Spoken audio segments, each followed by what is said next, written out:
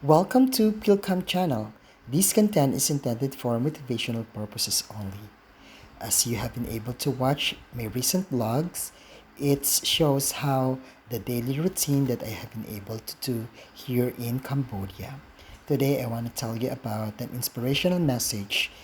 Ang buhay ay parang mga bulaklak, makulay at punong-puno ng inspirasyon. At bawat araw na dumarating, meron itong dinadalang kakaibang halina sa bawat isa. Kaya naman, sa bawat buhay ng bawat tao, lagi nating tatandaan na iba-iba tayo ng kapalaran at itinakdang destinasyon.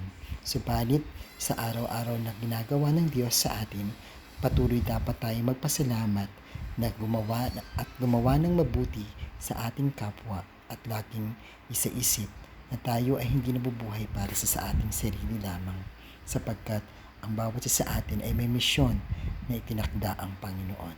Patuloy tayong maging isang mabuting halimbawa sa bawat taong nasa paligid natin, maging makulay at maging inspirasyon para sa iba.